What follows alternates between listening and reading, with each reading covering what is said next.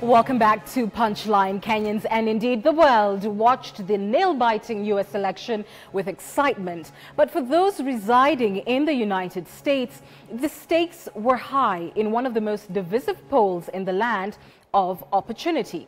And so joining me tonight, Geoffrey Kavulia is an architect based in Oregon, and Tuya Chalal, a critical care nurse in California. And welcome to you both. Chalal, I'll begin with you. What do you make of the outcome of this election, and what has it been like for you as a person of Kenyan descent in this high-stakes, racially charged election? Thank you for having me. As a Black immigrant woman in America, it's an exciting time after 4 years of racial tension, of being at the verge of feeling like you're going to be sent back to your country. It is an exciting time that we now have a president who supports Black lives and he's gonna be serious about the pandemic, COVID-19, that has affected mostly people of color. And also, it's an exciting time as a woman having the first woman vice president, and in fact, a Black woman at that. So, as a mother of daughters, I am excited to be living in this time in America. Right. Geoffrey, President Trump has claimed that he won this election by, quote, a lot. He has not conceded defeat and has mounted various legal challenges. Are you concerned at all about that, and that he may stay on, and the possibility of election-related violence? Thanks for having me again. To answer your question, I don't think there's any concern. We've seen in the past, previous presidents, they always exit and the new president takes over. So there's nothing in the Constitution that says he must concede, but we all know that January 20th, President-elect Biden will be in the White House. So there's really not concern there. All right.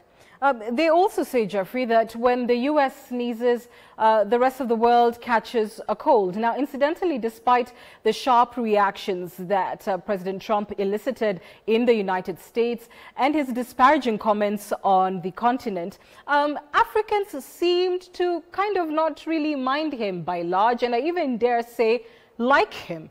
What do you make of that? Yeah, this is another inflection point in the history of the U.S. And we've had similar situations. If you recall back, FDR, we had JFK with the New Frontier. 2008, we had President Obama with Yes We Can. So this is another important point whereby we see a transition from chaos, for lack of a better term, to a more steady hand. And this is very good for maintaining global relations. Allies need a friend they can trust.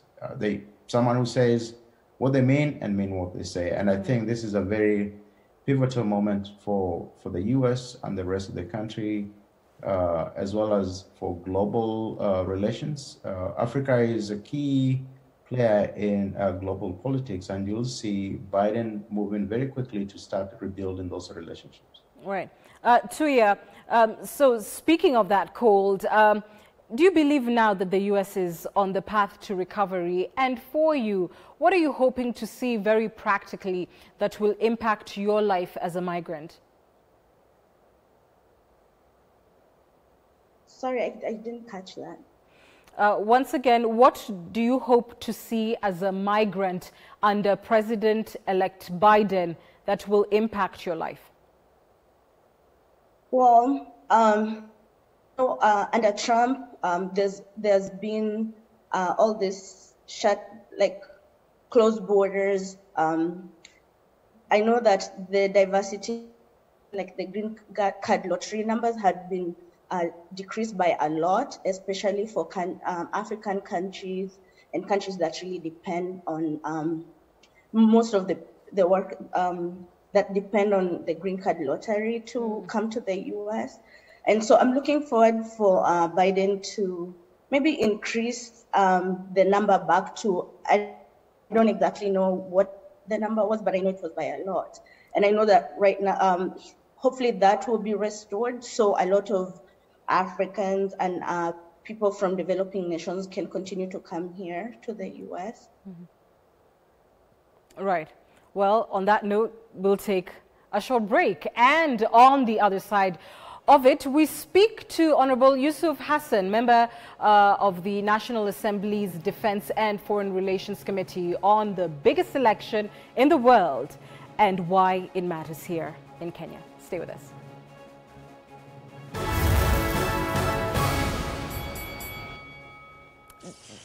Director.